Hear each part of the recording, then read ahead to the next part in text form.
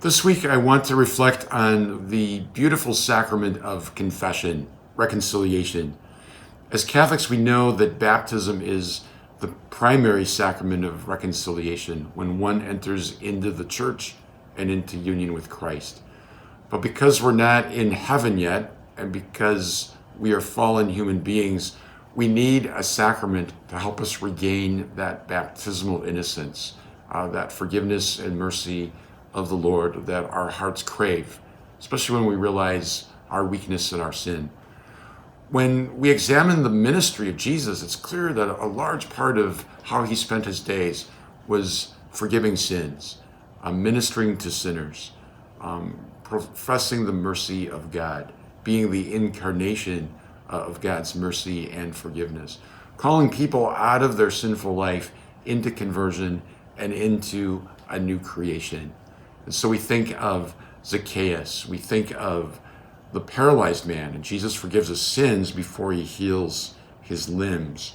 We think of the woman caught in adultery. We think of all the people in the scriptures that Jesus encounters, and he proclaims the possibility of mercy and forgiveness to them, a fresh start to their relationship with God. For us as Christians then, our faith is really all about reconciliation. Jesus came to earth in order to reconcile us to God and to each other. He did that, first of all, through his incarnation, simply by becoming human.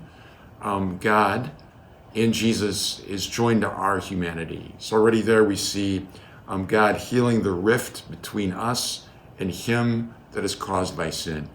Secondly, we see it in Jesus' ministry. As I just said, so much of his public ministry was professing the mercy of God and proclaiming the forgiveness of sins, much to the astonishment of the Pharisees. And the third and fundamental way that Jesus reconciles us is through his death and resurrection, through the Paschal mystery.